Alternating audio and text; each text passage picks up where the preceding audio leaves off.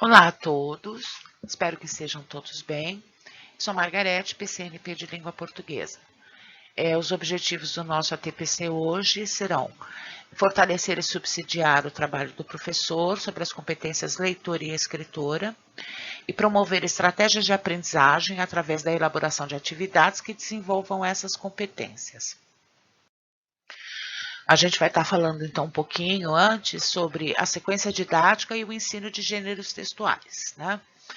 Quando se pensa no ensino de qualquer gênero textual, é importante lembrar que o que se propõe é o ensino articulado da leitura, escrita e gramática desse gênero. Então, quando a gente vai trabalhar as competências leitora e escritora, eu tenho que ter em mente que eu vou trabalhar a leitura, a parte escrita, eu não posso esquecer a gramática, né? A gramática contextualizada, sempre a partir do gênero. Uma boa forma de ensinar gêneros textuais é organizar uma sequência didática. Então, o que vem a ser uma sequência didática, né? É um conjunto de atividades articuladas entre si, planejadas para ensinar um conteúdo passo a passo. Então, os nossos cadernos do nosso currículo, né? Eles já são, a modalidade de organização deles, eles são organizados em sequências didáticas, é um conjunto de atividades, é um conjunto de situações de aprendizagem que levam o aluno a adquirir o conhecimento desde o básico até o mais avançado. Né? Então, sequência didática é uma modalidade organizativa, uma forma de organização de um módulo de atividades, né? Composta por situações de aprendizagem e que vai mostrar o passo a passo para o ensino, seja do conteúdo ou da habilidade, né? Lembrando. Bom, a nossa proposta hoje é fazer uma reflexão mais detalhada de 3 etapas de uma sequência didática para o desenvolvimento da competência escritora a partir do gênero reportagem turística. Então, hoje a gente vai estar retomando um pouco dessa questão da competência escritora, que está assim, a gente percebe que mesmo a Secretaria de Educação deixou um pouco de lado, mas ela é muito importante. Não adianta o aluno saber ler se ele não sabe escrever. Então, a gente precisa retomar esta competência e desenvolvê-la com os nossos alunos, né? E hoje a gente vai estar usando o gênero reportagem turística. Então, essas 3 etapas de uma sequência didática, elas são a ampliação do repertório, produção do texto coletivo, revisão e aprimoramento do texto. Vale a pena a gente lembrar que, para o ensino de gênero, o professor, né, em sala de aula, é importante que o professor desenvolva a sequência didática na íntegra, sem pular nenhuma etapa. Por quê? Eu me lembro que quando iniciou o currículo lá em 2009, né, o antigo currículo, que agora nós já temos o novo, a gente ia visitar algumas escolas e a gente ouvia alguns professores dizendo assim, esta parte eu não dei. Então, não pode pular nenhuma na sequência didática, nenhuma situação de aprendizagem. Porque se eu estou construindo o conhecimento do aluno, às vezes aquela situação de aprendizagem que eu pulei vai fazer falta lá na frente. Porque era um passinho que ele precisava desenvolver para dar entendimento nas demais. Então, a gente não pode, quando a gente constrói uma sequência didática, né, não pular nenhuma situação de aprendizagem, porque se eu estou começando do básico e vou levando este aluno a se apropriar de um conhecimento desde o básico até o avançado, qualquer passinho, qualquer etapa que pular vai fazer falta lá na frente.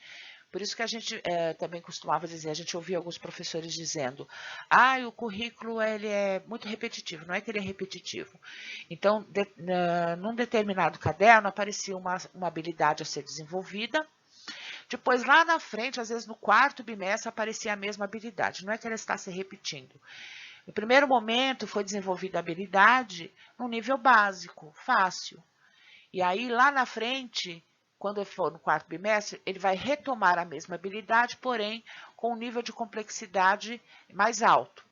Então, não é que se o o currículo é espiralado, então é normal que vá aparecer novamente algumas habilidades, vão ser retomadas em algum momento, mas mudando o nível de complexidade do desenvolvimento desta habilidade, tá? Então, vale lembrar que, para o ensino do gênero textual em sala de aula, é importante que o professor desenvolva essa sequência didática na íntegra, sem pular nenhum pedaço, ok? Bom, então a gente vai começar aqui com, né, a situação de aprendizagem, lembrando vocês novamente, como foi, eu havia dito lá naquela outra, no anterior, quando a gente trabalhou com gêneros orais, é uma sequência didática simples, básica, onde você pode inserir outras etapas, de acordo com a necessidade da sua turma.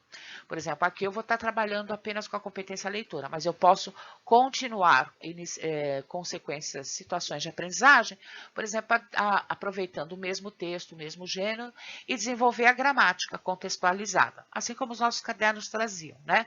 Primeiro se desenvolvia o gênero, né, fazia o aluno entender. Depois, por último, tinha aquelas atividades que eram ortografia, às vezes a gramática. Então, vocês poderão inserir outras sequências, situações de aprendizagem para complementar, se houver necessidade, dependendo do objetivo da sua aula, para complementar essa sequência didática, ok? Então, a primeira etapa é: peça aos alunos que pensem em um lugar pitoresco, atrativo ou naquilo de que eles mais gostam na cidade em que vivem. Incentive-os a escrever uma frase ou um slogan interessante que mobilizem as pessoas a conhecerem este local. Então, vocês vão pedir para o aluno, olha, vocês vão escrever uma frase de um lugar que você já visitou, que você achou legal, achou bonito, e você vai escrever frases ou slogans incentivando outras pessoas a conhecer este local, né? No final ou durante, né, você pode organizar um painel com as frases, os slogans elaborados. Se for na aula presencial, se você for trabalhar com isso, lá quando a gente voltar com as aulas presenciais, você pode usar a lousa ou papel pardo. E se for aula online ainda, né, em remoto, você pode abrir um slide lá, um PowerPoint, um PPT, e vai digitando na tela tudo que eles vão falando, os slogans e as frases que eles vão falando. Aí você aproveita o painel para destacar quais os aspectos do lugar foram contemplados. Então, será que eles lembraram de falar das atrações naturais do lugar? O lugar tinha cachoeira, rio, praia, montanha, mata, bicho, sei lá eu o que pode aparecer, né? Que eles vão levantar. Ou as atrações culturais, museus, igrejas, monumentos, festas, enfim, pode aparecer algumas atrações culturais, né?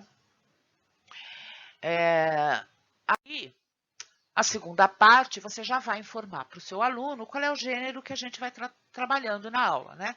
Olha, hoje nós vamos trabalhar com a reportagem turística, né? Aí a gente vai, na sequência, a gente já inicia a leitura de um gênero, né? Só que antes disso, a gente apresenta quem é o autor do texto, a situação de comunicação em que o texto foi produzido, ou seja, qual era o objetivo deste texto, para que serve uma reportagem turística, enfim. Na sequência, o texto que eu vou usar é um texto escrito pela aluna Jéssica de Fátima Segatin, da 5ª série, da Escola Professor Getro Vaz de Toledo, de Piracicaba. Essa aluna foi vencedora da primeira edição do Prêmio Escrevendo Futuro, em 2002, na categoria reportagem. Então, não vou usar nenhum texto de algum autor específico, mas eu vou usar desta aluna que foi premiada no Escrevendo Futuro, ok? Então, agora eu vou ler o texto, né, da Jéssica, né? Pira, mistério, encanto e emoção. Arco, tarco, verva, é assim a linguagem dos caipiracicabanos, um povo chamado de caipira, mas que se orgulha disso e se diverte o tempo todo com as beldades de Piracicaba, que se situa a 152 quilômetros de São Paulo pela via Anhanguera. Cidade quente, apropriada para você se deliciar com os encantos naturais do Parque do Mirante, uma área ecológica com vista privilegiada para o Véu da Noiva. O salto formado pelo rio, sendo atração permanente e onde os mais variados peixes param. O rio de Piracicaba já jorrou águas para fora, como diz a música. Também é ponto tradicional da festa do Divino e de campeonatos de boias. O Horto Florestal de Tupi é muito visitado pela sua beleza ecológica. O Engenho Central, um cartão postal, era usado como usina de cana-de-açúcar. É sede da peça Paixão de Cristo, da Festa das Nações, o Salão Internacional de Humor e exposições diversas. Piracicaba se destaca pelas diversas universidades, como o NEP, Universidade Metodista de Piracicaba, Exalc, Escola Superior Luiz de Queiroz, etc. A cidade maravilhosa cultiva a cultura, tendo o Museu Prudente de Moraes, o Teatro Municipal, a Casa do Povoador, o Museu da Água e a Casa do Artesão. Não deixe de visitá-los. Para quem gosta de ficar nas nuvens, precisa ir ao Aeroclube para praticar paraquedismo, esportes radicais e participar de campeonato de balonismo. Já para quem gosta de se ralar, em Pira tem lugar para manobras radicais com seu skate. Piracicaba, terra da pamonha, da pinguinha boa, do caldo de cana, das modas de viola, do peixe no tambor, acompanhado de um delicioso cuscuz. Variados restaurantes e choperias, pontos de encontro de galera que curte badalações e agitos, com músicas ao vivo e com mesas ao ar livre. A Rua do Porto oferece esportes e atividades de lazer, como canoagem e pesca. E nos finais de semana, bibliotecas ambulantes e contadores de histórias para divertir a garotada. Há quem diga que a história da cidade é de boas. Piracicaba, que eu adoro tanto, na língua indígena significa lugar onde peixe para. Fundada por Antônio Correia Barbosa, que ao chegar aqui só avistou tribos indígenas nas margens do brilhante e encantador rio. Garanto que você vai ser atraído por ele. Traga muitas e variadas roupas, porque você vai sair muito para curtir e se divertir. Reservas? Não se preocupe, temos uma grande rede de hotéis do popular aconchegante ao sofisticado. Contamos com um rico artesanato espalhado pela cidade, enfeitando os lugares e trazendo a alegria através de bonecos e pinturas. Seja bem-vindo a Piracicaba. Aqui você vem encantado e sai maravilhado. Jéssica, né? Que a gente lê, primeira leitura sempre feita pelo professor, porque o professor é sempre o modelo de leitor deste aluno, né? Então, o professor, quando lê, já faz as entonações, as pausas corretas na pontuação. Então, nós sempre somos um modelo de leitor para este aluno. Depois que a gente fez a primeira leitura, aí você pede que os alunos leiam esse texto individualmente ou em grupo e identifiquem as informações que aparecem nessa reportagem turística. Então, eles já vão lendo individualmente ou em grupos e já vão levantando lá, identificando, anotando quais as informações esse texto traz sobre o local, né? Depois você pode abrir uma roda de discussão, né, para socialização dessas informações levantadas pelos alunos, né, nos grupos, ou individualmente. Aí você vai explicar para ele, né, depois que vocês já discutiram, levantaram todas essas questões, aí a gente vai discutir com eles a produção de explicar, né, sobre a produção de uma reportagem turística, o que ela precisa contemplar. Então, vamos lá. A produção de uma reportagem turística supõe a existência de uma situação na qual estão envolvidos pelo menos um editor, que publica uma revista especializada em turismo e quer vendê-la, um repórter, cujo trabalho é viajar e obter dados sobre lugares interessantes, e um redator, que é aquele que transforma os dados recolhidos pelo repórter em um texto dirigido para leitores que desejam viajar e compram revistas desse gênero para obter informações. O redator, quando escreve, usa uma linguagem coloquial, como se estivesse conversando com seu leitor. Busca cativar esse leitor para conhecer o lugar descrito na sua reportagem, de maneira agradável e convidativa. Então, a gente vai destrinchar isso para o aluno, né, dizendo que a reportagem turística, ela passa, né, então vai trabalhar agora o contexto de produção. Então, quando se fala de reportagem turística, a gente vai sempre estar envolvendo um editor, né, lá da reportagem. Provavelmente ele edita revistas especializadas sobre que tratam e abordam essas indicações turísticas.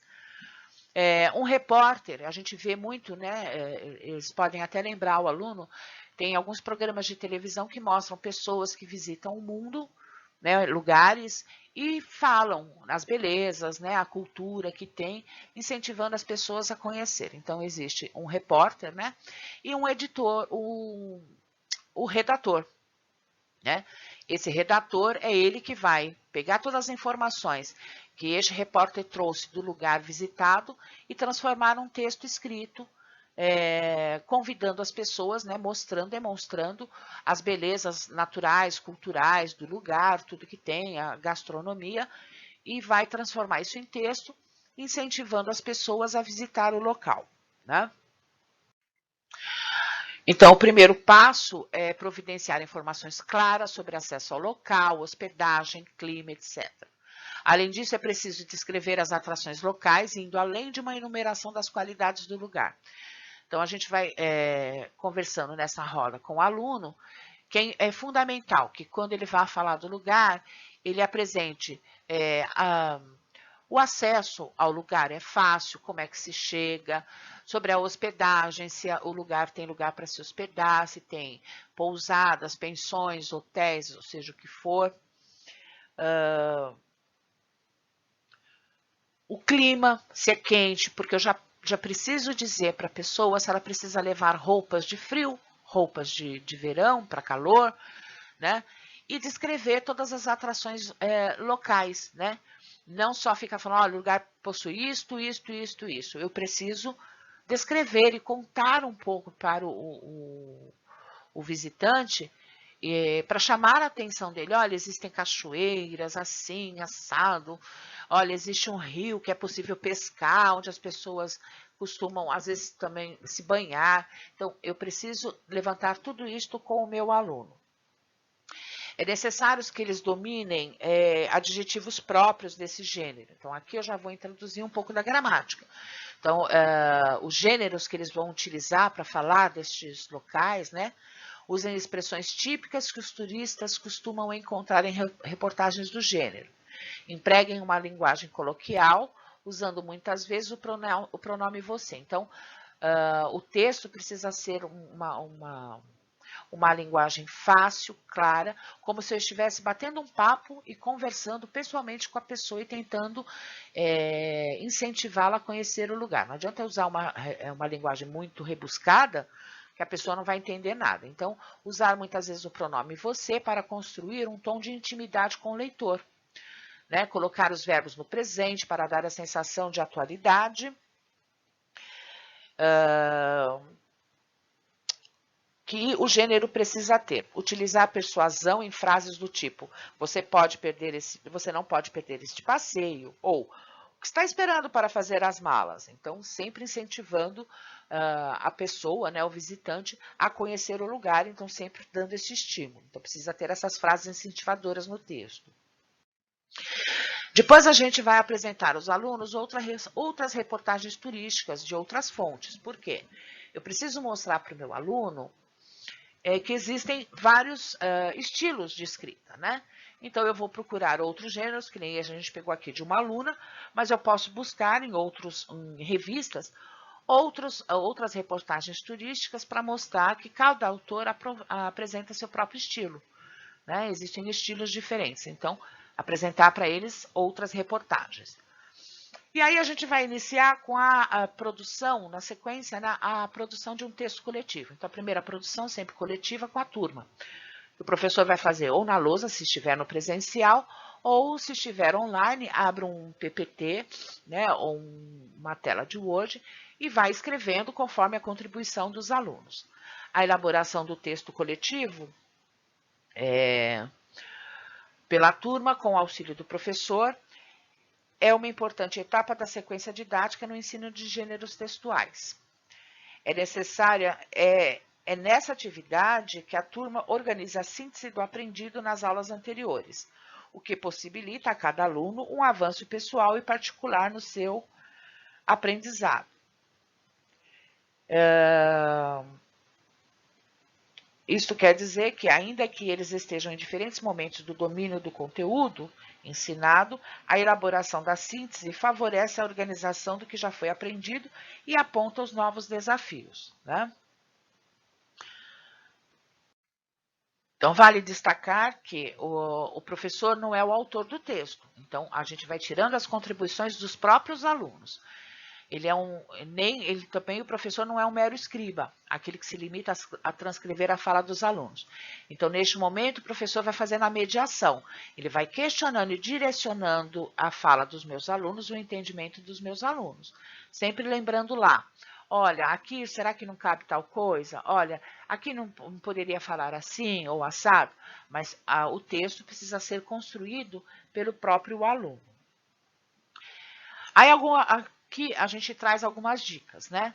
Antes de iniciar a escrita do texto, explique aos alunos a importância da escrita do texto coletivo, né? Que é importante a gente trabalhar coletivamente, um vai ajudando o outro, aquele que sabe um pouquinho mais ajuda aquele que sabe um pouquinho menos, e no final a gente tem um trabalho conciso e bom. Recupere com eles as situações de comunicação e o roteiro dos aspectos próprios do gênero. Então, aqui, o professor, né, antes de iniciar, olha, lembra que vocês precisam falar do acesso ao local, da hospedagem, das atrações naturais ou atrações culturais que o lugar possui. Então, a gente vai sempre lembrando o aluno, antes de iniciar a escrita do texto coletivo, lembrar quais são as características que o gênero apresenta. E incentivar a participação da turma por meio de perguntas, né?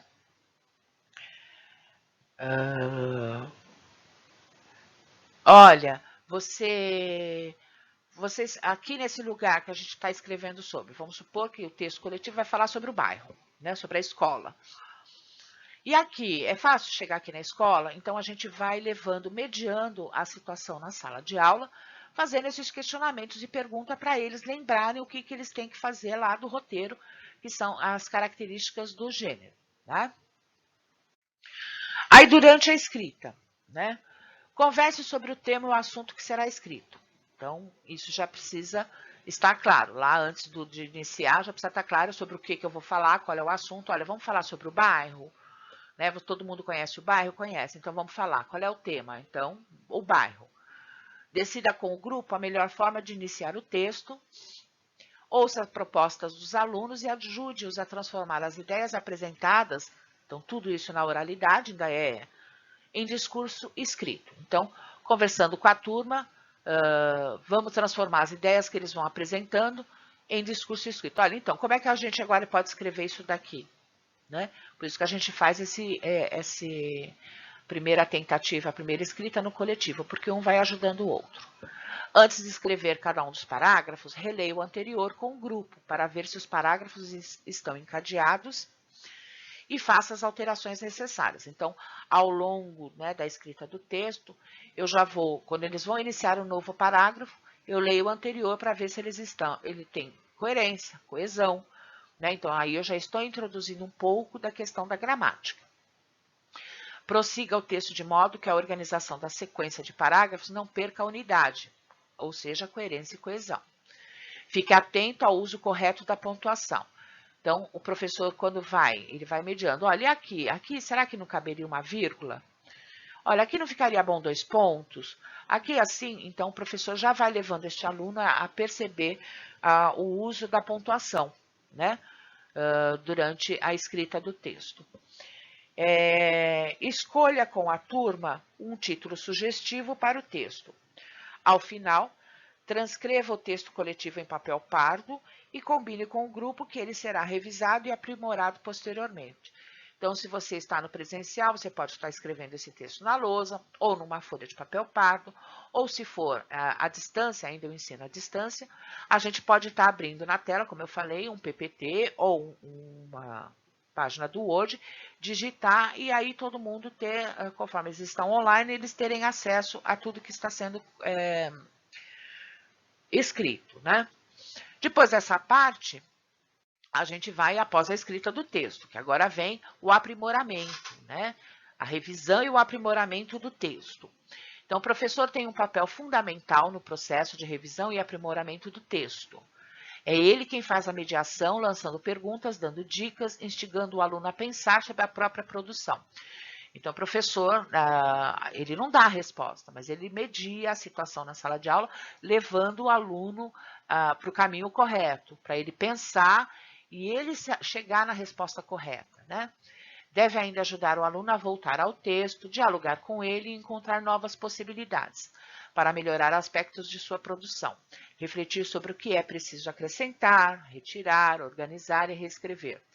Então, é aquele momento que o professor vai falar assim, olha aqui, a gente poderia falar isso aqui de outra forma, um pouco mais clara, não está meio complicado de entender? E aí eles mesmos vão percebendo se está rebuscado, se está confuso, para eles reescreverem e organizar o texto. Então, o professor pode perguntar, o que eu quero dizer aqui? Né? Como eu posso dizer isso? Não posso dizer de outra forma? Com que finalidade eu estou falando disso aqui? Né? É essa a nossa finalidade? É para falar da cor da igreja? Né? A finalidade mais importante é esta? Para quem ler? Né? Qual é o objetivo? Né? Qual é o meu público-alvo? Quem vai ler isso? Né? Onde que vai ser publicado isso? Numa revista, num mural, no jornal da cidade? Né? Então, tudo isso a gente vai ao longo, né, do aprimoramento e revisão do texto, eu tenho que levantar essas questões com o meu aluno. Aí, agora aqui, eu estou trazendo uma sugestão de um roteiro de revisão e aprimoramento do texto. Para o aluno não se perder, porque ele vai ficar, o que eu preciso olhar no meu texto, né? Então, aqui eu estou trazendo uma sugestão de roteiro de revisão e aprimoramento. Então, o primeiro item lá é o seu texto, né? Apresente um título sugestivo, né? O título tem que ser atrativo, tem que chamar a atenção do leitor, do visitante. Não adianta para colocar assim, se fosse esse texto, Piracicaba, né? Precisa ser um título que seja atrativo, chame a atenção, um título criativo. Que outro título poderia instigar ainda mais o leitor? Ou, indica a localização da cidade, descreve as diferentes formas de acesso, conta de forma resumida a história do lugar, descreve as diferentes atrações da localidade, tanto culturais como naturais, chamando a atenção do leitor. Traz informações sobre aspectos sociais, econômicos e indicadores de qualidade de vida da cidade. Faz indicações dos lugares onde o visitante pode se hospedar, comer e se divertir. Traz sugestões sobre o que levar para vestir, o que comprar, como aproveitar melhor a viagem. O texto consegue envolver o leitor, despertando seu interesse em conhecer a localidade descrita. Os verbos são empregados de forma adequada. Em relação à ortografia, existe alguma palavra no texto que precisa ser corrigida? Então, é a sugestão de um roteiro que pode ser feita, essa é uma sugestão, o professor pode criar outra, ou melhorar esta, ou usar outra, né, totalmente diferente, mas para o aluno saber exatamente qual é o olhar que ele precisa ter para este texto, o que ele precisa verificar que está faltando ou não. Então, a gente não pode esquecer disso, ok? Então, vamos prosseguir. Depois, na sequência, peça que eles iniciem a primeira produção de texto individual de uma reportagem turística. Então, depois que iniciou, fez a reportagem, a primeira produção coletiva, a gente fez uma revisão, né? Apresentou um roteiro de aprimoramento e revisão do texto. Aí, quando terminar, bom, agora vocês vão iniciar, cada um vai escrever uma reportagem, a sua reportagem turística do lugar que vocês querem. E aí eles iniciam essa primeira produção individual, né? Que é meu ponto de partida do que ele aprendeu, aí o que ele vai avançar lá no final para a produção final. Peça que cada um realize a revisão e aprimoramento do seu texto e depois entregue para sua apreciação e avaliação. Se houver necessidade, os alunos poderão produzir outros textos para verificação da aprendizagem. Então, ele faz uma primeira versão, né, a primeira produção de texto, ele revisa, aprimora, entrega para você, você aprecia, avalia, você pode devolver ou solicitar uma outra. Olha, tudo bem, a gente fez agora a primeira, vamos fazer mais uma? Então, se houver necessidade, eles podem produzir outros textos para a verificação da aprendizagem. E publicar esses textos, depois que eles entregarem, em redes sociais ou um lugar, qualquer outro lugar que o grupo definir. De repente tem uma página no Facebook, tem página da escola, pode também aproveitar e publicar, fazer a publicação desses textos, né? Para eles entenderem a reportagem turística que existe lá, né? Um produtor lá, o editor, o redator, o repórter que foi, mas também esse texto é publicado em algum lugar, ou seja, aonde circula essa reportagem turística, faz parte do contexto de produção. Tá? Então, para organizar o trabalho com o gênero textual em sala de aula, sugerimos a seguinte sequência didática. Aqui é o passo a passo de tudo aquilo que a gente fez, né? Apresentação da proposta, a partir do conhecimento prévio do aluno, o contato inicial com o gênero textual em estudo, a produção do texto inicial, ampliação do repertório sobre o gênero em estudo por meio de leituras e análise de textos do gênero, que é quando a gente apresenta outros autores para verem outros estilos, organização e sistematização do conhecimento sobre o gênero, né? Estudo detalhado de sua situação de produção e circulação, estudo detalhado, o estudo de elementos próprios da composição do gênero e de características da linguagem nele utilizada, que é o momento que eu vou explicar sobre o gênero, quais são as características deste gênero, o que esse texto traz, onde ele circula, né? Quem é o público-alvo, né? Qual é a linguagem melhor utilizada na hora de se escrever um texto de uma reportagem turística. Primeiro a produção coletiva, depois a produção individual, revisão e reescrita e publicar os textos. Então, nada mais é aqui, em tópicos, né, o passo a passo da sequência didática para trabalhar com competência leitora. Você já deve fazer isso, né, a gente só vai relembrando e retomando. Então, agora a gente vai para as considerações finais, né, com alguns lembretes.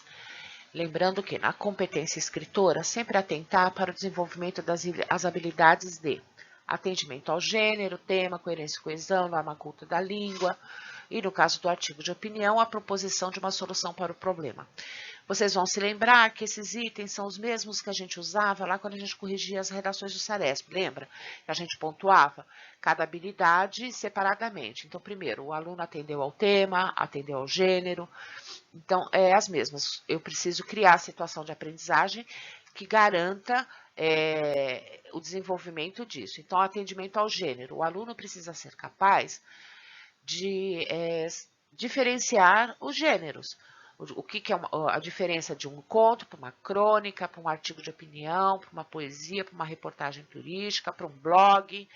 Ele precisa entender que eles possuem características específicas e quando for solicitado para ele saiba como escrever, o que ele vai empregar, né? Para não acontecer de ser pedido uma poesia e ele escrever em prosa, por exemplo, né?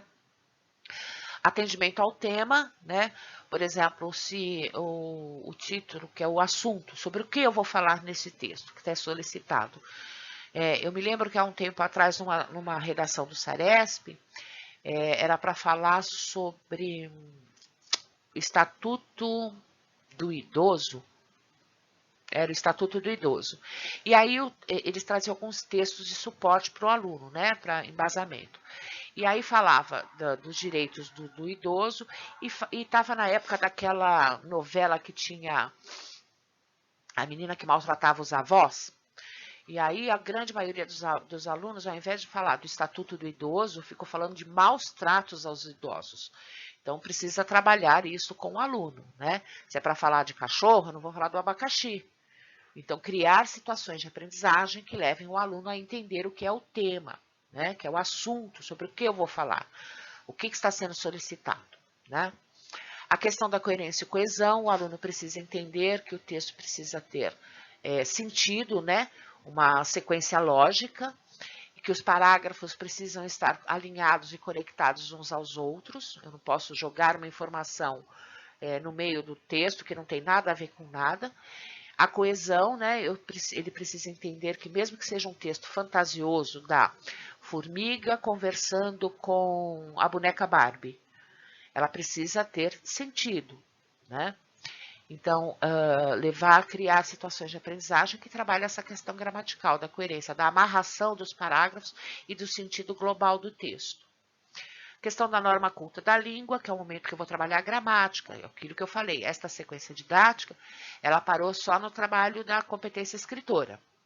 Eu posso inserir mais situações de aprendizagem que vão trabalhar a questão da gramática.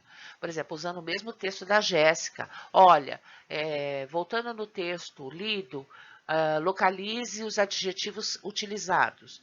Então, eu posso trabalhar, criar situações de aprendizagem que vão trabalhar a gramática. Né? O mesmo texto, não preciso inventar outra coisa, eu uso o mesmo texto, mas eu preciso trabalhar a questão da ortografia, da pontuação, dos conectivos, né? Como é que ele faz a amarração entre uma oração e outra, entre os parágrafos, é neste momento. E no caso do artigo de opinião, né? Lembra que a gente lá no Saresp, a gente analisava item por item, né? A gente pontuava os itens separadamente. E a última, que era para as séries que trabalhavam o artigo de opinião, tinha a proposição de uma solução para o problema. Então, ele sabe lá que ele vai partir de uma questão controversa, o uso de cotas, né, nas universidades.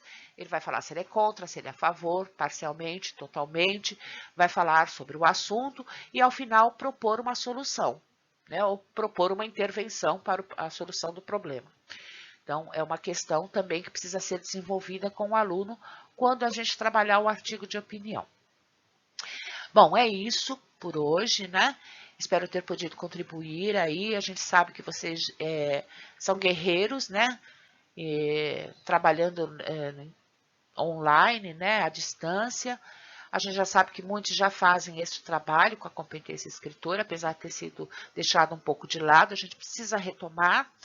E até a próxima. Muito obrigada.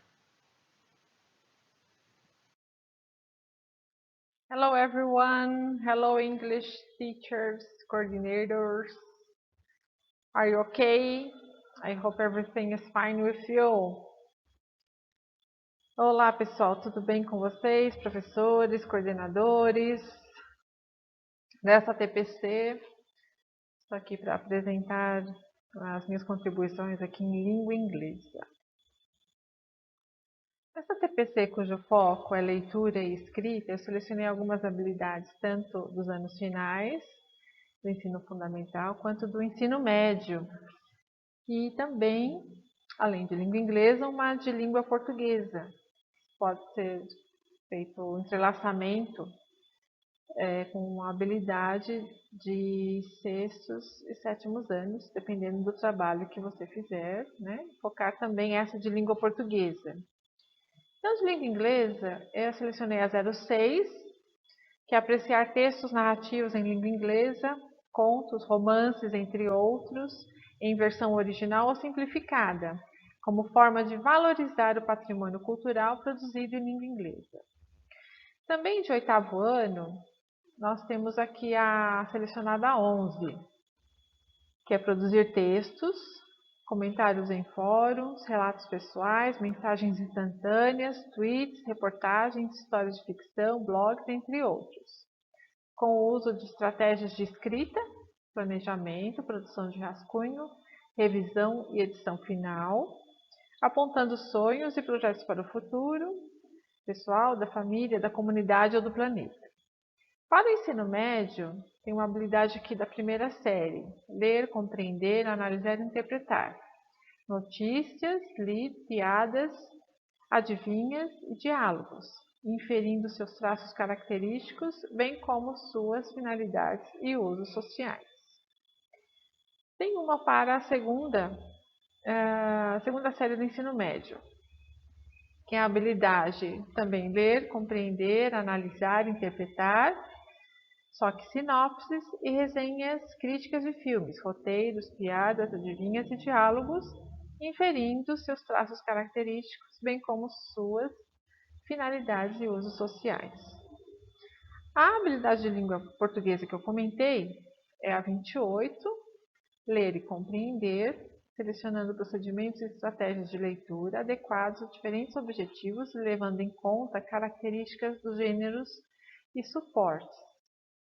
romances infanto-juvenis, contos populares, contos de terror, lendas brasileiras, indígenas e africanas, poemas, entre outros, expressando avaliação sobre o texto lido e estabelecendo preferências por gêneros, temas e autores. Então, essas habilidades aqui nós vamos conseguir identificá-las, né? Conseguir trabalhar com elas no decorrer dessa situação de aprendizagem que eu vou apresentar agora. Então, vamos dar início à ativação dos conhecimentos prévios dos alunos por meio de uma figura. É uma figura que representa o poema que nós vamos trabalhar daqui a pouco. Então, por meio dessa figura, nós vamos começar a fazer questionamentos, perguntas sobre o que ele acha que vai ser apontado no texto, sobre qual é o assunto, né, desse texto. Nós vamos ver agora. Então, aqui nós temos um pássaro, nós temos aqui algumas informações, e esse é o momento do aluno demonstrar um pouquinho também do conhecimento prévio que ele já tem e do conhecimento de mundo. Com relação à figura anterior, então nós temos alguns questionamentos aqui como exemplo. What kind of bird is this? Então, que tipo de pássaro é esse? Se ele já viu em algum filme, em algum desenho, em alguma revista, em algum documentário. Where we can find this bird? Então, onde nós podemos encontrar esse pássaro? Se ele tem ideia disso, pelo que ele já viu, né? Pelo que ele já leu a respeito, pelo que ele já assistiu. What color is it? Então, essa figura está em preto e branco. Será que dá para desconfiar, definir exatamente a cor dele? Ou será que ele já traz essa informação pelo conhecimento que ele já obteve no filme que ele assistiu, no desenho, enfim? What does this bird mean to us and for other cultures? Why? Então, o que esse pássaro ele significa para nós? Qual a conotação que ele tem? E para as outras culturas? E por quê? Então, se ele sabe, se ele já viu falar, se ele tem algum pássaro aqui parecido com esse, que traz um sentimento de mistério, de horror, de sinistro. Então, vamos pegar do aluno essas informações, né? Aquilo que ele traz com ele a respeito da informação, dessas informações aí do pássaro. Depois de ter sido feito o trabalho com a figura, vem o momento do pre-reading, que é o momento que o aluno tem o texto na mão e serão feitas as ativações das experiências pregressas dos estudantes. E aí ele vai conseguir identificar as palavras conhecidas, as palavras cognatas, e vai grifando, vai assinalando e vai reconhecendo essas palavras. Fazer a prediction, que é a previsão ou antecipação. Coletar as main ideas, são as ideias principais, fazer os apontamentos mais importantes, as palavras-chave. Organization and structure, ele vai observar as pistas tipográficas que traz aquele texto. Por exemplo, se tem um ticket de cinema, ele apresenta determinada estrutura. Se tem uma bula de remédio, tem uma outra estrutura e organização, um outro formato. Se tem um rótulo de um produto, também apresenta uma outra estrutura. Além do que, alguns textos trazem fotos, trazem desenhos, figuras, e isso ajuda também na compreensão desse pre-reading. Vão ser feitos os levantamentos de hipóteses sobre o que fala esse texto, será que fala disso, será que fala daquilo, aquela frase aborda isso ou aborda aquilo. O skimming. É o momento que você coleta, né? O aluno vai coletar, o estudante vai coletar as informações superficiais do texto, que vem de skim, que é nata, né? Nesse caso é o levantamento superficial, aquilo, ele vai bater o olho e vai tentar identificar qual é o assunto, qual é o foco daquele texto. Scanning, então já é o levantamento de informações mais específicas. Por exemplo, se tem uma pergunta sobre uma data, aí ele vai passar os olhos no texto procurando onde está aquela informação, onde tem números que são datas, né, mês do ano, enfim, esse tipo de informação. E depois a comprehension, tentar fazer a compreensão do texto da melhor forma possível, juntando todas essas informações e tentar fazer a interpretação, a compreensão do texto. Nesse slide nós temos a capa do texto, ela traz algumas informações, o pássaro novamente, traz uma paisagem, e aí chega o momento, né, de você começar com o texto, no sentido de já tentar ver o que significa The Raven. Então, perguntar para o aluno, o que será que é The Raven? Edgar Allan Poe, by Edgar Allan Poe. Já ouviu falar desse autor? Já leu alguma coisa sobre ele? E nesse momento o aluno vai dar as opiniões a respeito. Aqui eu tenho uma parte apenas do poema, apenas para exemplificar. Eu peguei 4 estrofes, né? A primeira, a segunda, a terceira e a última. É um poema meio longo. E depois que forem feitos todos os trabalhos, né, de vocabulário, levantamento das hipóteses, enfim, é o momento de se trabalhar com o aluno que nem sempre a tradução literal é aquela que se encaixa melhor na tradução de um poema, por exemplo. Então, esse poema tem uma linguagem mais rebuscada, ele foi traduzido por Fernando Pessoa.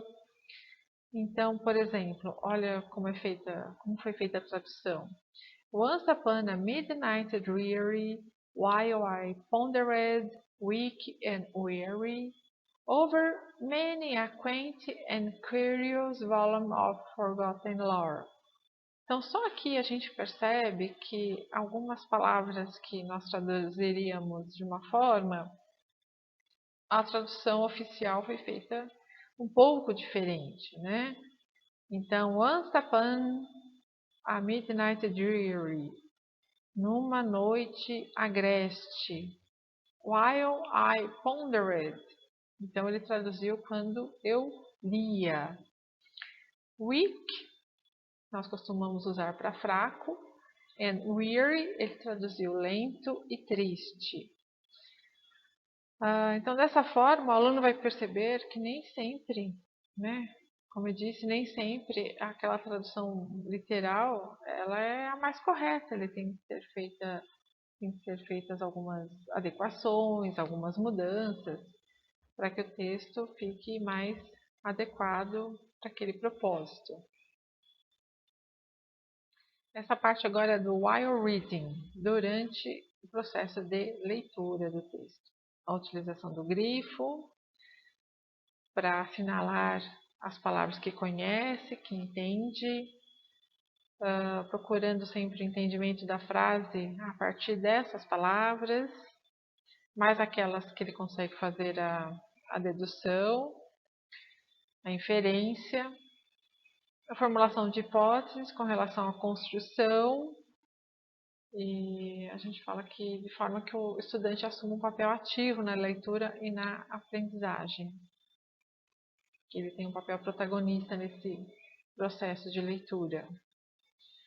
Importante a parceria dos colegas e do professor também, o auxílio do professor, para que tire dúvidas, ajude, não no sentido de dar a tradução para o aluno, mas no sentido de fazê-lo, instigá-lo a descobrir, né?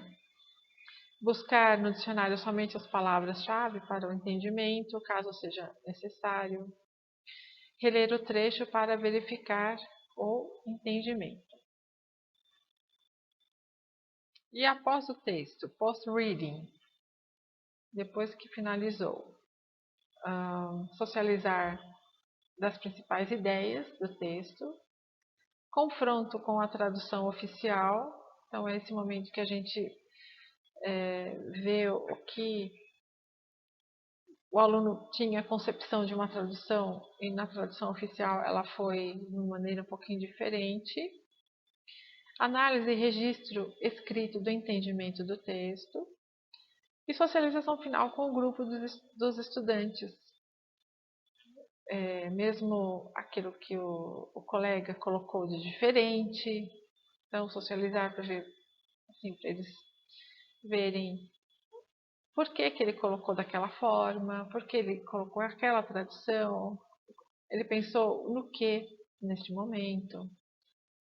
Então, esse é o momento final com a participação do grupo nessa socialização. Depois de ter sido feito o trabalho com o poema, é claro que você pode trabalhar com partes do poema em inglês, com algumas estrofes. Não é um material fácil de ser trabalhado, mas é importante que você oportunize o aluno a ter contato com esse material em língua estrangeira, para que ele conheça, para que ele veja que estas adequações na tradução existem, assim como em qualquer uma outra tradução, elas podem existir também. E treinar a pronúncia, trazer o aluno para esse mundo da língua estrangeira em poemas também, em contos, trabalhando de forma que você adeque à realidade que você tem, logicamente. E agora chegou o momento do Expanding Knowledge. Então, nós temos sugestões aqui para você trabalhar com ciências, com geografia, até com matemática. Porque é interessante você fazer o aprofundamento do conhecimento, já que The Raven, né, o corvo, não é um bicho conhecido aqui no hemisfério sul. Então, vamos descobrir um pouquinho como esse pássaro se comporta, vamos ver como ele se alimenta, onde ele vive, como é a reprodução dele, quais são os tipos de corvos que existem, e o que tem na América do Norte é o mesmo bicho que tem na Ásia, na Europa. Quais as espécies da mesma família? Em que se baseia a alimentação dessa espécie? Quantos anos vive? Em quais países encontramos estes corvos?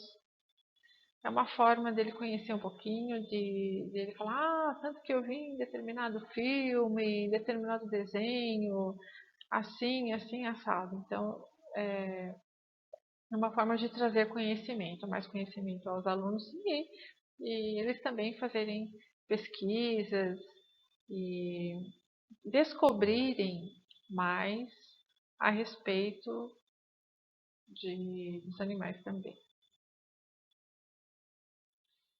Na articulação com os componentes de geografia e ciências, para analisar a presença desse pássaro nas mais diversas áreas do mundo, mais diversas regiões do mundo, então tem vários pontos que podem ser pesquisados, como o processo migratório dele da América do Norte para a Ásia. Por que esse pássaro ele é encontrado apenas no hemisfério norte? Por que não se vê na América do Sul, na África, na Oceania, Índia, por exemplo, na Arábia Saudita? Quais as temperaturas, em que temperaturas que são encontradas essas aves. Então, oportuniza bastante o aluno a fazer esse tipo de pesquisa, articular com o professor de geografia também essa questão de ciências, né? Essa questão migratória e analisar o comportamento desse pássaro. Com relação à ampliação das pesquisas, dos entrelaçamentos, nós temos um excerto aqui da BNCC que fala dessa oportunidade do aluno explorar novas pesquisas, obter novas informações, expor ideias e valores, ampliar essa capacidade de reflexão, de pesquisa e discursiva a respeito de outras áreas do conhecimento. Então, pensando nisso, que foi dado o exemplo de geografia, de ciências, né? Contemplando ciências também, e agora a matemática. Essa figura aqui, ela traz o tamanho relativo do Raven, Sichuan Raven ou American Crown. Ele pode ser conhecido como Crown ou Raven, depende do lugar, ele muda o nome. Então aqui vocês percebem que nesse desenho pode ser explorada a proporção, porque nós temos o tamanho de pássaros, de outros pássaros, de um ganso, provavelmente, e que pode ajudar o aluno que não conhece, nunca ouviu falar, nunca viu o corvo em nenhum momento, né, na TV, em algum meio, ele tem noção do tamanho dele mais ou menos. E aqui, né, trazem as medidas de ambos os sexos. Então, o comprimento, só que ele trazem esse in, que é de int.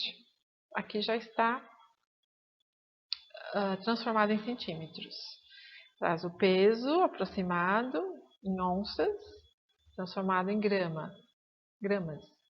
Wingspan é a curvatura da asa dele, então já vem em centímetros, transformado em centímetros também. Pode ser feito um trabalho com matemática nesse sentido, da equivalência e da transformação de int, de onças para grama, de int para centímetros. Então, int quer dizer é a polegada. Nós usamos essa medida, polegada aqui, quando nós falamos em monitores, em TVs, etc. Onça. Essa medida, ela vem do italiano antigo, que é onza, uma medida de massa e de peso, que aqui no Brasil eu já ouvi falar, eu conheço o uso da onça só na gramatura do denim, que é na gramatura do jeans. Então aquele jeans, isso aí é só para, é um parênteses. O jeans que é bem levinho, ele tem menos onças. Então no denim é de 5,5 a 14,5 o peso, né? Esse número de onças. Aí um jeans mais pesado, mais encorpado, que isso depende do urdume da trama, ele tem mais onças. Então essa medida ela é bastante utilizada na indústria têxtil. Os alunos cujo projeto de vida é seguir no ramo têxtil, na engenharia têxtil, vai trabalhar muito com onças, que nada mais é que o peso do tecido, e nesse conhecimento que eu tenho aqui é do denim, que é o jeans. Então, esse trabalho, essa possibilidade de trabalho, com certeza pode ser feita com o professor de matemática, e tanto na proporção quanto na transformação dessas medidas. Na perspectiva de trabalho com o ensino médio, eu trouxe uma tirinha e poderá ser trabalhada aquela habilidade de interpretação de charges, tirinhas, com primeira série, ensino médio, segunda série. E aqui nessa tirinha, né, nós temos dois senhores aqui numa biblioteca. Então eles anunciam que à noite eles terão um momento aqui de poesia, né, um grande momento com o Edgar Allan Poe, The Raven. E o Poe, ele começa a escrever aqui, né, começa a fazer o trabalho dele, Once upon a midnight dreary, e o Corvo está ali do lado, é sarcástico, irônico, e fica desdenhando do trabalho dele. Então, vejam pelo que ele diz, né? You call that poetry? Don't quit your day job. Então, você chama isso de poesia, né? E aqui embaixo, I know ducks who can rhyme better. Olha só, até os patos, ele fala que rimam melhor do que ele. Então, ele está perturbando o povo. What do you call that drivel? Então, como você chama essa baboseira, essa bobeira aí? Aí o Paul se irrita, né? I'm leaning toward to kill a mockingbird. E o corvo acaba saindo correndo, né? Viu que a coisa não está bem pro lado dele. Ele diz, I like bye bye birdie better. Então eu acho melhor um tchauzinho, tchau passarinho, melhor do que ele ser aqui, ó, mockingbird. Estou pensando, estou me inclinando a matar um pássaro que fica zombando de mim. E agora para o assessment, quais seriam as formas de avaliar? Como seria essa avaliação? Dependendo do trabalho que o professor tenha feito, aí ele vai escolher entre produção textual, produção artística, produção oral, ou as três juntas. Depende muito do propósito, do objetivo e do planejamento desta atividade. Então, produção textual, ele pode criar poema, criar um conto sobre essa mesma temática de terror, de mistério, de suspense. Incentive-os a escrever também em inglês, que é fundamental, né, que os alunos escrevam conforme as suas possibilidades, conforme o seu conhecimento, né, com a ajuda, né, do professor, mas que tenha a possibilidade dessa criação, dessa produção textual em língua estrangeira. Pode ser uma charge, também pode ser uma tirinha, enfocando essas características, né, as características desse gênero textual. Pode ser por meio de uma releitura. Como o aluno, como o estudante vê esse pássaro para ele? Como que ele vê o corvo? Então pode ser uma releitura, pode ser uma obra, uma pintura, uma caracterização, uma situação teatral. Uma situação teatral envolvendo vídeo minuto, por exemplo, um vídeo um pouco mais longo, com narração, com leitura desses textos em língua inglesa e também em português, contanto que o foco maior seja inglês. Aqui nas referências bibliográficas, eu coloquei também a possibilidade dele assistir o filme O Corvo. Esse filme ele está dublado, eu encontrei o dublado. Tem uma animação também do Corvo. Nós temos em inglês, curtinho, uma parte do desenho dos Simpsons a respeito do poema, que é bastante interessante também. O desenho dos Simpsons também tem ele dublado, além da narrativa e da tradução do poema no domínio público, na íntegra. Além do que nós temos nessa temática Sherlock Holmes e Grandes Contos de Mistério, de Arthur Doyle, Contos de Terror e Mistério, que é um livro do Poe, Edgar Allan Poe, além dos contos, em língua portuguesa. O Gênio do Crime, de João Carlos Marinho, O Mistério dos Cinco Estrelas, de Marcos Rey, Minha Querida Assombração, de Reginaldo Prandi, Contos de Enganar a Morte, de Ricardo Azevedo. Então, essas são outras indicações, acredito que os professores de português já conheçam, mas fica aí a dica para vocês. Só tenho a agradecer, professores, espero ter ajudado. Muito obrigada e até a próxima. Thank you. Olá, professores. O meu nome é Fernando, sou PCNP de Educação Física e dando continuidade aqui no nosso ATPC dessa semana, propostas de leitura e escrita.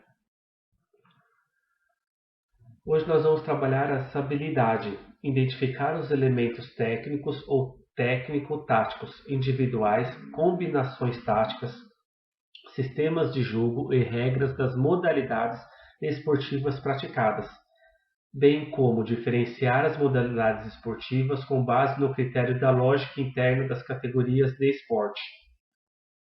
Então, qual é a modalidade que nós vamos trabalhar essa semana?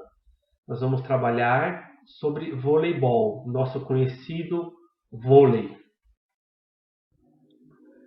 Dentro do vôlei, vamos trabalhar com os seguintes objetivos: refletir sobre as estratégias de leitura no componente curricular de educação física para contribuir na formação de leitores autônomos e proficientes, conhecer os aspectos das táticas do voleibol, como também as medidas da quadra, por meio da leitura e interpretação das regras, e aplicá-las por meio de ilustrações.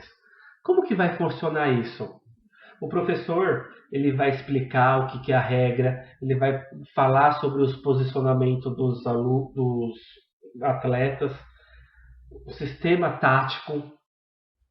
O que o aluno vai ter que depois finalizar? Finalizar realizando um desenho. O desenho da quadra, vai posicionar os atletas, vai mostrar qual é o sistema tático que o professor está pedindo. Dentro da proposta da leitura escrita, que é o nosso tema dessa semana, vamos identificar, através da leitura das regras do vôlei, como conseguir visualizar as medidas. Como assim? Quantos metros tem a quadra? Qual é a altura da rede, tanto para homem como para mulher? É o mesmo tamanho? Qual é o tamanho da zona de ataque? E outras medidas que aparecem no decorrer da quadra, que dentro da regra tem. Posicionamento. Qual é o jogador, levantador, líbero, pontas, central? Eles podem ficar em qualquer lugar? Quais são as suas funções? Então, através das regras, o aluno tem que saber aonde que cada um vai se posicionar. Nós vamos trabalhar aqui com 3 sistemas táticos: 6-0, 4-2 e 5-1. Lembrando que nossos objetivos final, para ver se o aluno realmente entendeu, vai ser o desenho que ele vai entregar para o professor. Então, como que nós vamos trabalhar? O professor vai mostrar as regras do vôlei, vai mostrar onde ficam as posições e o sistema tático. Eles vão fazer a leitura e a interpretação das regras. chegamos na quadra de voleibol. Essa é uma quadra, para quem não conhece, olhando por cima. Depois que o aluno fez a leitura e interpretação das regras, ele vai desenhar a quadra e colocar as medidas. Quais são essas medidas? A quadra inteira, por exemplo, tem 18 metros. Linha de fundo tem 6 metros. Dentro de uma parte da quadra, ela é dividida em duas partes. Tem uma que tem 6 metros e a zona de ataque tem 3 metros. Um outro exemplo, a rede, 2,43 metros para masculino e 2,24 metros para feminino. Tem a área livre também ali atrás, que são 2 metros. Para que serve essa área livre? É onde que os jogadores, a maioria dos jogadores, fazem os aquecimentos. Nessa proposta de atividade, também podemos trabalhar com arte. Por exemplo, desenhos, figuras geométricas, matemáticas, medidas. Temos diferentes tipos de medidas. Vamos medir com trena, vamos medir com barbante, vamos medir com cabo de vassoura, vamos medir com a palma da mão, vamos medir com os passos. Tem as proporções. Como que pode, um exemplo, uma quadra de 18 metros ir para uma folha de sulfite? Isso é através de uma maquete. Então, tudo isso dá para trabalhar dentro dessa proposta com medidas dentro do vôlei, da quadra de vôlei.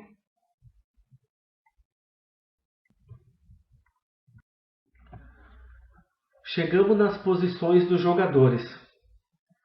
Como que é distribuído esses jogadores? Quantos jogadores podem jogar? Através das regras, são 6 titulares. São distribuídos nas seguintes posições: levantador, líbero, ponta esquerda, ponta direita, central e oposto. Quais são as funções? Cada um pode fazer o que quer dentro da quadra? Não. Levantador é o atleta responsável por distribuir a bola para que os outros companheiros possam atacar a equipe adversária. Sendo assim, na sua principal função no jogo, ele tem a função de armar, fazer a armação do ataque. Líbero. O líbero é o principal jogador da defesa. Ele só pode realizar ações de defesa, não sendo permitido atacar a equipe adversária, mesmo que na zona de defesa. Então a função dele é simplesmente defender. Pontas. Os jogadores de ponta são aqueles que ficam posicionados nas laterais da quadra. As principais funções deles são defender o ataque do time adversário e realizar o ataque na entrada e saída da rede. Central. Os atletas de meio são os mais altos da equipe, pois são os encarregados de realizar o bloqueio do ataque adversário. Oposto. A principal função dele é o ataque. Por isso, ele deve estar posicionado de forma a receber o passe do levantador. Ele costuma ser o jogador mais procurado para realizar as jogadas de saída.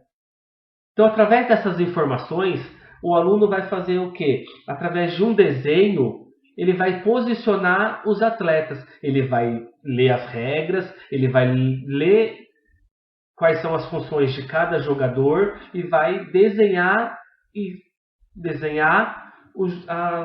as posições dos jogadores.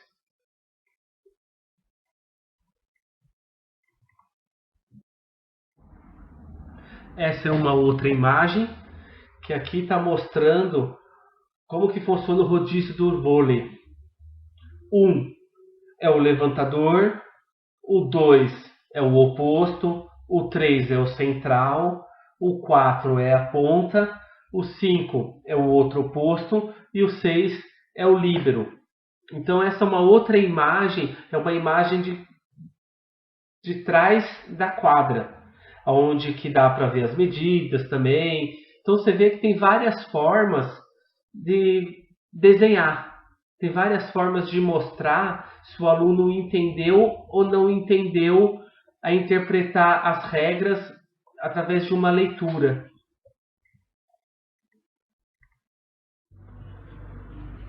chegamos nos sistemas táticos do vôlei. Nós vamos trabalhar com 3 sistemas, que é o 6-0, o 4-2 e o 5-1. Dentro desses sistemas 6-0, todos os 6 jogadores da equipe realizam as funções de ataque, defesa e levantamento. O levantador será quem ocupar a posição 3. Qual é a posição 3? É o central. No sistema 4-2, as equipes de vôlei contam com os 2 levantadores que ficam posicionados nas diagonais da quadra. Já os outros 4 integrantes da equipe serão atacantes. No 5-1, como são trabalhados? São 5 atacantes e 1 levantador. Quando o levantador está na rede, a equipe fica com 2 opções de ataque. Através dessas informações que o professor vai passar para o aluno, ele vai ter que fazer o quê? Ele vai ter que desenhar e colocar cada sistema tático dentro de uma quadra. Igual esse que eu estou dando um exemplo. Sistema 6-0.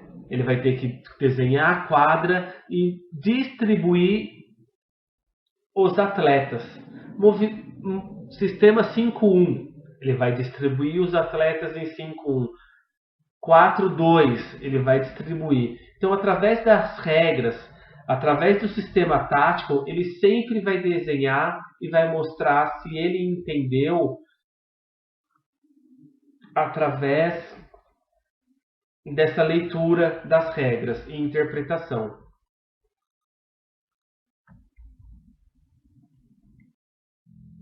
Essa aqui é a bibliografia, Base Nacional Comum Curricular, Currículo Paulista, Nova Escola, Confederação Brasileira de Voleibol. Espero ter contribuído mais um pouquinho com vocês. Espero que todos estejam bem. Até a próxima. Muito obrigado. Qualquer dúvida, pode mandar no e-mail, pode ligar. Nós estamos à disposição para ajudar. Muito obrigado e até a próxima.